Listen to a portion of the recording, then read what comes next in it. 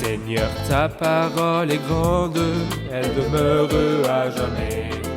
Ta parole est infaillible, rien ne peut la supprimer. Bienvenue à vous, chers spectateurs, et bienvenue à tous nos spectateurs dans le monde entier pour un nouvel épisode de l'émission d'études quotidiennes Toute la Bible. Nous poursuivons toujours notre étude et voyage dans les livres du Nouveau Testament.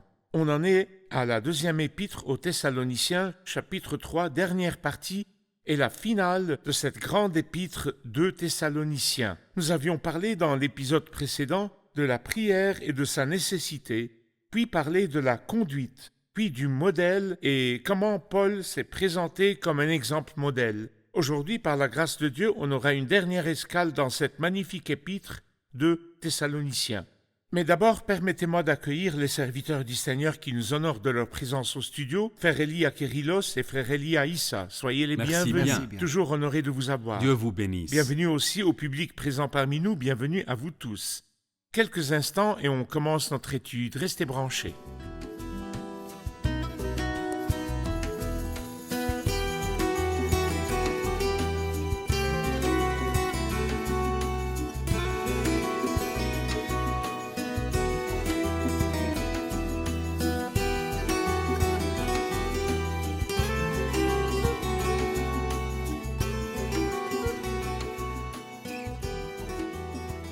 Soyez les bienvenus. Merci.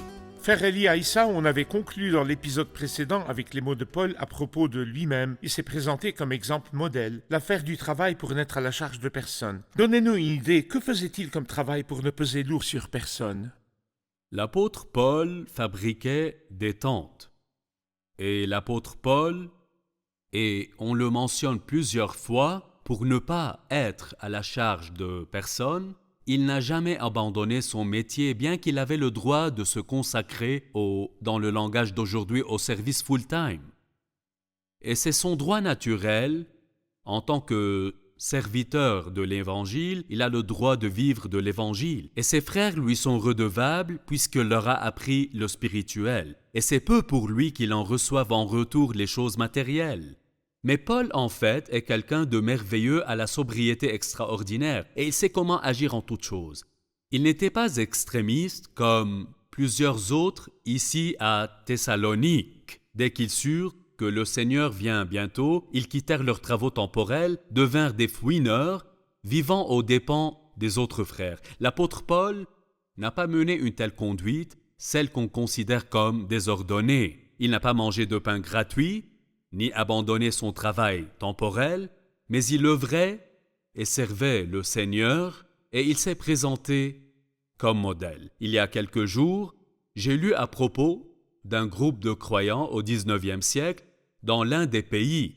Après certains calculs, ils conclurent que le Seigneur vient bientôt. Le résultat, ils quittèrent leurs emplois temporels, se vêtirent de blanc et grimpèrent sur les toits, versant dans l'extrémisme au point de grimper au toit et rester assis à attendre la venue du Seigneur. C'est du pur extrémisme. Aucun calcul, aucun commandement ne dit qu'on doit être au chômage. Si quelqu'un ne veut pas travailler, et non pas ne peut travailler, il y en a qui ne peuvent pas travailler. Et nous, les croyants, nous et l'Église, avons le rôle d'aider celui qui est incapable. Mais celui qui ne veut pas travailler, c'est un fouineur parasite. Très bien, très bien. Vous aviez mentionné auparavant que Paul, à 2 reprises et dans 2 incidents, ne fut pas un fardeau pour les frères, et une autre fois, il n'a rien accepté des frères de Corinthe. Mais j'aimerais souligner pourquoi il acceptait par exemple des croyants de Philippe, même si l'église de Philippe était une église pauvre. Par contre, il n'a rien pris de l'église de Corinthe qui, elle, était riche. Adhérait-il au principe de ne rien accepter ou accepter parfois ou quoi? Comment trouvait-il le juste milieu entre accepter ou pas et pourquoi? Paul jouissait d'un grand sens spirituel et d'une formation spirituelle profonde. Les croyants de Philippe étaient gentils. Ils partagèrent avec lui offrant des aides plus d'une fois, et il accepta leurs cadeaux et dons plusieurs fois. J'en suis heureux pour le sacrifice et le service de votre foi. L'apôtre Paul, quand il refusa les donations des croyants de Corinthe, ceux-ci étant reliés à leur mauvaise moralité et aux vices répandus parmi eux. Et j'imagine qu'en son fort intérieur, il pensait que s'il acceptait leur argent, c'est comme s'il approuvait leur moralité. Donc il refusa d'en recevoir des dons et c'est comme s'il désapprouvait leur conduite et statut. Très bien. Frère Elia, pour compléter ce dialogue, au verset 9 et 10, il dit « Non que nous n'en ayons pas le droit, mais nous avons voulu vous donner en nous-mêmes un modèle à imiter. En effet, lorsque nous étions chez vous, nous vous recommandions ceci. Si quelqu'un ne veut pas travailler, qu'il ne mange pas non plus. » Il indique le droit. Non que nous n'en ayons pas le droit. Quel genre de droit ici pouvait revenir à Paul et il n'en usa pas? Le droit ici est un droit personnel pour l'apôtre Paul. Donc, en servant l'Évangile, c'est de l'Évangile qu'il gagne son pain. Mais il n'a pas usé de ce droit et de cette autorité. Et cela, il l'explique clairement auparavant dans 1 Corinthiens chapitre 9. Je lis quelques versets si vous permettez. Allez-y. Depuis le verset 6, il dit aux frères là-bas, ceux que nous venons de citer, « Ou bien sommes-nous les seuls, Barnabas et moi, à ne pas avoir le droit de ne pas travailler? Donc, on peut rester sans travail et vivre aux dépens du ministère. Qui donc sert dans une armée à ses propres frais? Qui plante une vigne et n'en mange pas le fruit?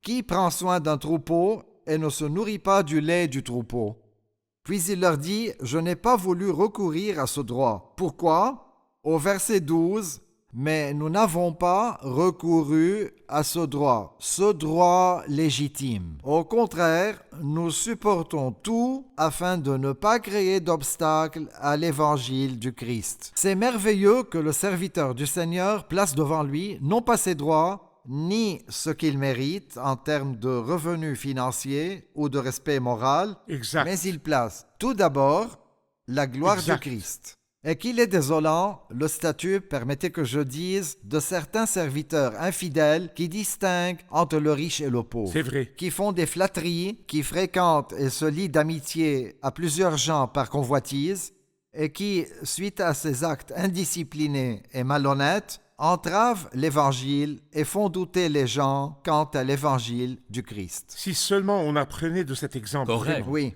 Et puis il ajoute disant, « En effet, lorsque nous étions chez vous, nous vous recommandions ceci. » L'apôtre l'a fortement souligné ici. C'est exactement ce que les croyants doivent faire en attendant la venue du Seigneur et ne pas être un fardeau pour l'Église. Il leur a commandé alors qu'il était chez eux et écrit plusieurs fois, une fois dans la première épître et une deuxième dans le chapitre 2, le chapitre précédent, puis il a conclu en disant « Si quelqu'un ne veut pas travailler, qu'il ne mange pas non plus. » Que Dieu nous aide, d'abord comme serviteurs, à agir correctement pour ne faire trébucher personne ni entraver l'Évangile et comme servi à agir convenablement devant ceux de Très bien. l'extérieur. Une courte pause et on poursuit notre discussion.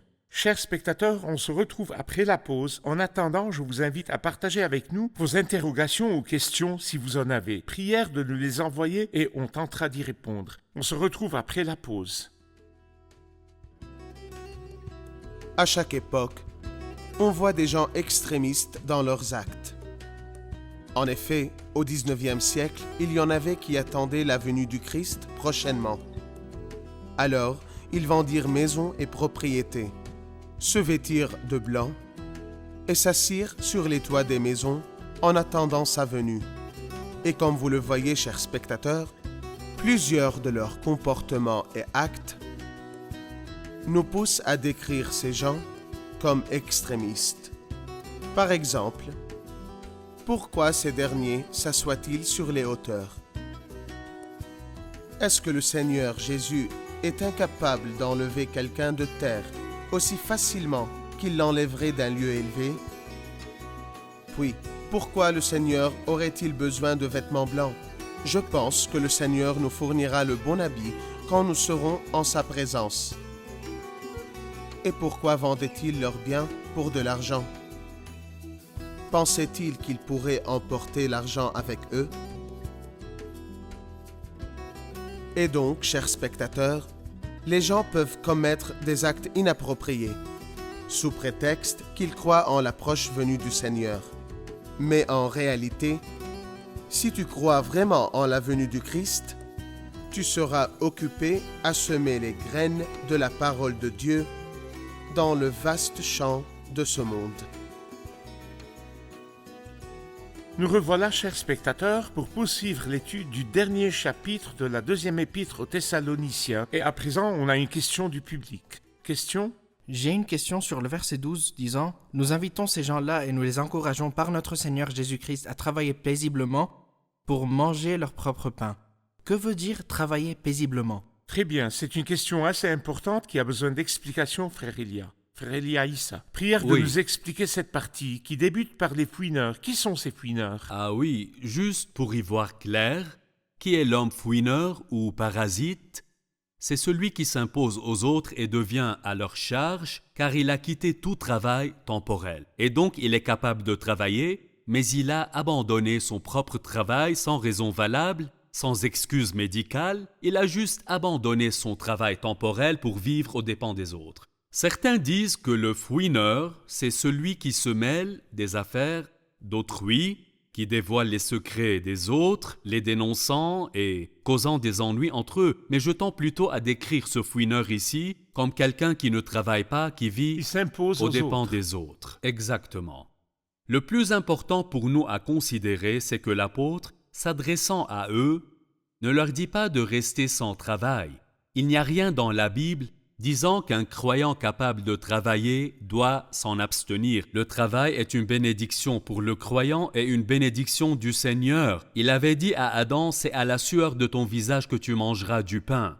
Il faut que l'être peine et transpire afin de subvenir à ses dépenses et obligations et aux besoins de son foyer, s'il est marié ou pas. Mais tout en travaillant, nous devons exercer les travaux temporels paisiblement, soit pour faire face aux nombreux besoins ou au manque de moyens ou bien satisfaction, et c'est possible, Ou même par désir de richesse. ou encore par désir de posséder ou accéder à la richesse, peut se perdre dans le labyrinthe du travail temporel, si bien qu'il ne lui reste plus le temps, ni l'énergie, ni rien des choses spirituelles qui doivent être des choses prioritaires. Exactement. Et je pense, vu les jours que nous vivons et qui sont des jours, hélas je dirais, où la plupart des croyants sont entraînés par les affaires temporelles et versent dans les choses et œuvres terrestres, même si ce n'est pas faux, mais ça exerce un effet direct et puissant sur l'état spirituel et inclut le recul des réunions. Pas de temps pour étudier la Bible, ni pour assister aux réunions, ni pour prier ou encore pour servir. Je connais des croyants qui ont abandonné le ministère car ils sont débordés par les tâches temporelles. Nous devons travailler et œuvrer paisiblement. Si donc nous avons de la nourriture et des vêtements, cela nous suffira. J'ignore les limites de ces paroles et comment les appliquer dans ma vie d'abord en ces jours. Bon, la parole veut nous apprendre à ne dériver ni à droite ni à gauche. Plusieurs Oui. gens dérivent vers l'extrême droite, ils refusent de travailler et deviennent des parasites, ou certains gens vont à l'autre extrême. Il veut nous dire, puisque le Seigneur vient, et puisqu'on a de quoi manger et se vêtir, contentons-nous-en. Accomplissons nos tâches temporelles paisiblement, de façon à ne pas affecter notre relation avec le Seigneur ni avec Vous les dites croyants. Au verset 13, « Quant à vous, frères, ne négligez pas de faire le bien. Si quelqu'un n'obéit pas à ce que nous dirons par cette lettre, notez-le et n'ayez pas de relation avec lui afin qu'il en éprouve de la honte. Ne le considérez pas comme un ennemi, mais avertissez-le comme un frère. » J'ai besoin de votre commentaire sur le verset 13. Ne négligez pas de faire le bien. Que signifie faire le bien et pour qui le faisons-nous? Le contexte de l'épître, comme on le sait, c'est l'attente de la venue du Seigneur. En attendant sa venue, ce serait beau d'appliquer le suivant: travaillez de mieux en mieux à l'œuvre du Seigneur, sachant que votre travail n'est pas sans résultat dans le Seigneur. Comme vous venez de le dire, il y en a qui vont vers l'extrême droite et l'extrême gauche, donc certains croyants que Dieu a gratifié de nombreux biens et en abondance, quand ils entendirent Paul dire « Si quelqu'un ne veut pas travailler, qu'il ne mange pas non plus », ils se dirent « Alors on n'aidera personne. Ce n'est pas notre affaire, restons dans notre cocon. » Il leur dit « Non, pas du tout. Ce discours ne marche pas.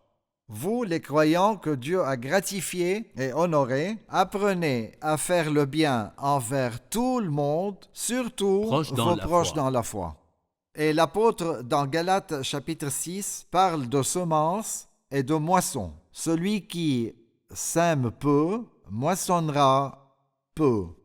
et celui qui sème moissonnera Abondamment. abondamment moissonnera abondamment. Donc, c'est beau que les croyants, d'une part, apprennent à travailler, mais il est beau aussi, d'une autre part, que les croyants que Dieu a gratifiés apprennent à faire le bien.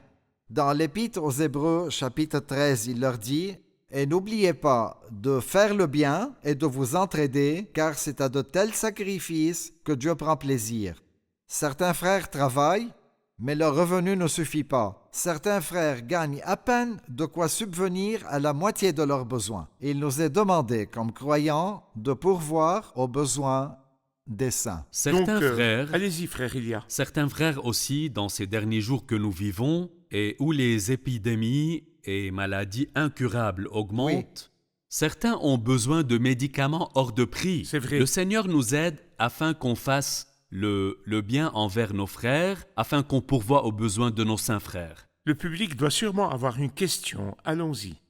Question?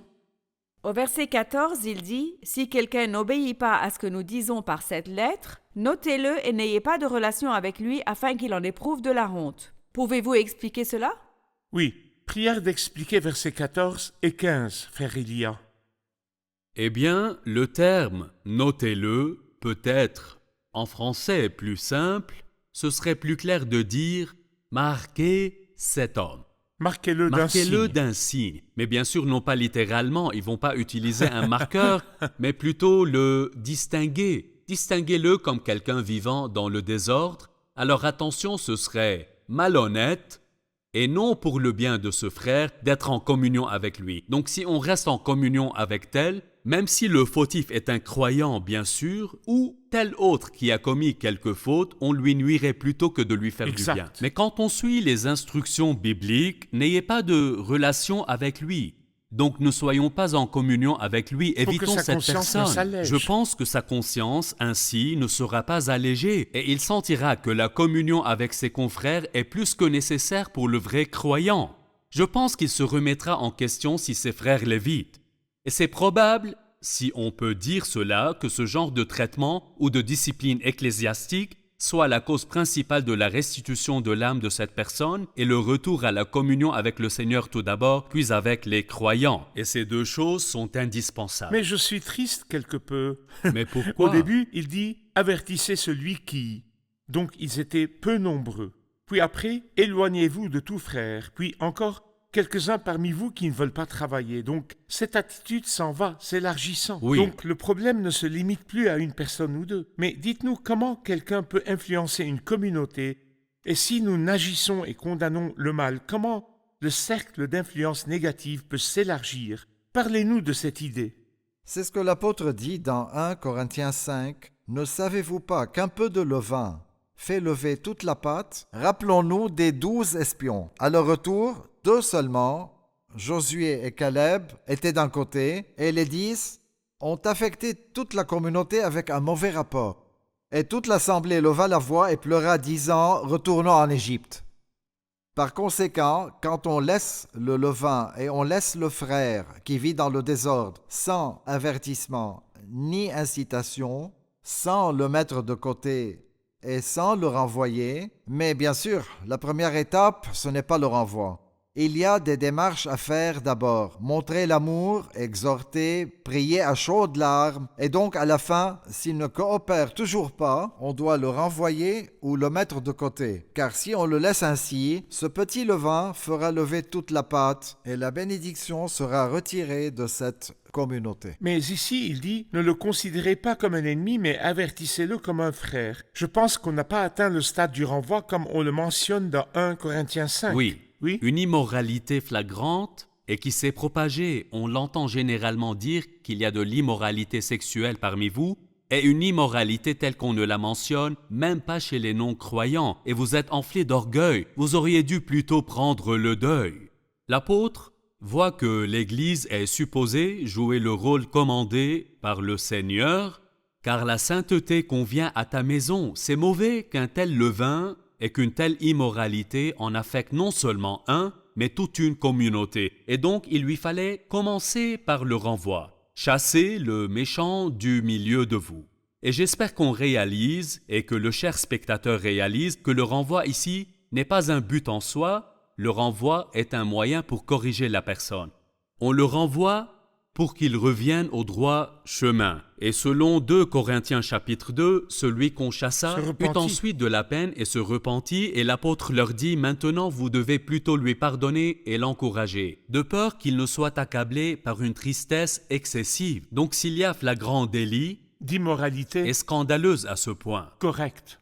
Mais c'est une personne qui a besoin ici d'un genre d'avertissement, un genre d'incitation, une sorte d'approche, de conseil et d'orientation. S'il n'y répond pas, il y a d'autres démarches que l'apôtre détaille. Mais dans le texte, il n'est pas encore au stade du renvoi. Vrai. En effet, il dit « avertissez-le, évitez-le, Exact. notez-le, ne partagez plus rien avec lui pour qu'il ressente le besoin de retourner en communauté. » Mais il n'est pas Exact. au stade du renvoi. C'est pourquoi il dit « mais ne le considérez pas comme un ennemi, mais avertissez-le comme un frère. » Frère Elia Kyrillos, comme on dit, pour finir en beauté, et tout est bien qui finit bien, cette grande épître, au verset 16, est que le Dieu de la paix, après avoir parlé d'un frère vivant dans le désordre, de gens menant une vie désordonnée, il dit que le Seigneur de la paix vous donne lui-même la paix en tout temps et de toute manière, que le Seigneur soit avec vous tous.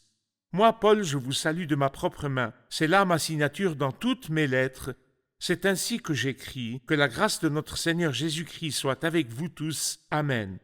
Il commence par le Seigneur de la paix. Prière d'éclaircir cette conclusion.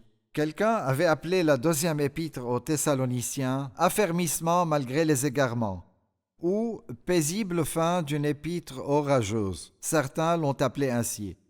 Comme si celui qui a entendu toutes ces paroles s'est dit « Comment puis-je continuer avec le Seigneur? C'est très dur. » Il leur dit « Soyez sans crainte, mes bien-aimés. Le Seigneur de la paix fera 2 choses. À l'intérieur, il vous gardera et gardera vos cœurs Correct. et vos pensées dans le Christ. Et à l'extérieur, au milieu des agissements, des faux prédicateurs et toutes les illusions et les dangers, il dit qu'il restera avec vous. Donc, à l'intérieur, il vous gardera avec sa paix et à l'extérieur, il marchera avec vous. Que le Seigneur de la paix vous donne lui-même la paix. J'aime beaucoup le Dieu de la paix lui-même, lui qui s'est offert, qui s'est livré lui-même, lui qui reviendra en personne. En effet, le Seigneur lui-même a un signal donné à la voix d'un archange, lui-même vous donnera la paix pour toujours et continuera de marcher avec vous. Et moi, je suis avec vous tous les jours jusqu'à la fin du monde. Puis il conclut par une signature de lui disant « Moi, Paul, je vous salue de ma propre main. C'est là ma signature dans toutes mes lettres. » Car, comme nous avons vu dans cet épître au chapitre 2, des gens ont voulu falsifier des lettres comme venant de Paul, alors il leur donna ce signe à la fin. Que Dieu vous bénisse. Il commence la première épître par la grâce et la paix et il la termine par le Dieu de la paix. Et il commence la 2e épître par la grâce et la paix et la finit par le Seigneur de la paix. Et en Christ, grâce et paix, et en sa personne, le Dieu de la paix. C'est notre part alors qu'on vit dans un monde bouleversé. Que Dieu vous bénisse. On touche à la fin de l'épisode. À présent, allons récapituler l'épisode avec le public.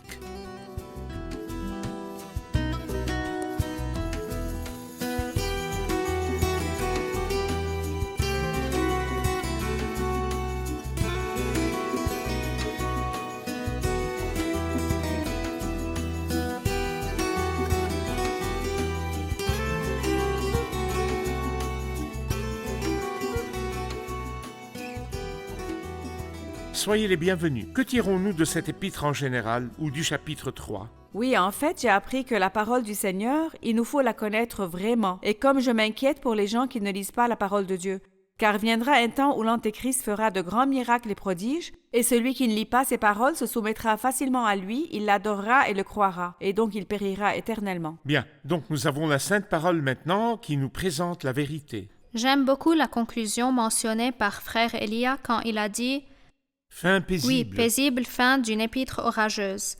Dieu merci qu'après tout orage vient un message paisible. Très bien. Quand l'apôtre Paul dit « Ne négligeons pas de faire le bien », je pense tout de suite « Nous sommes la lumière du monde ». On peut créer la différence dans la vie des gens et aussi dans leur style de vie, même par un petit cadeau ou un geste de compassion, ou même en s'occupant de celui qui peine et qui souffre. C'est ainsi que je serai la lumière du monde et le sel de la terre. Exact. Merci bien. J'ai vraiment apprécié de partager cette étude avec vous. Merci, serviteur Merci du beaucoup. Seigneur. On poursuit notre discussion dans une nouvelle épître et un nouveau livre dans un prochain épisode. Que Dieu vous bénisse. Merci. Chers spectateurs, après avoir parlé ensemble pour un ou plusieurs épisodes de la deuxième épître aux Thessaloniciens, et qui, je vous rappelle, avait abordé durant 3 chapitres la question « Pourquoi la tribulation et jusqu'à quand ?» Puis, le programme chronologique de Dieu au chapitre 2 concernant la terre, et ce qu'on appelle jour du Seigneur et homme de péché et la grande apostasie. Puis les incitations pratiques au chapitre 3. J'aimerais vous dire, si nous sommes encore sur cette terre en tant que croyants, c'est pour créer la différence chez les gens, créer la différence dans les cœurs des gens.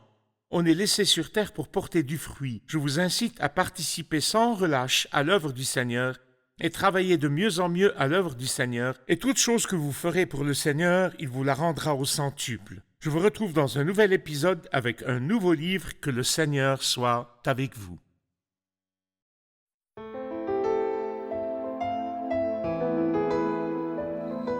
Seigneur, ta parole est grande, elle demeure à jamais. Ta parole est infaillible, rien ne peut la supprimer.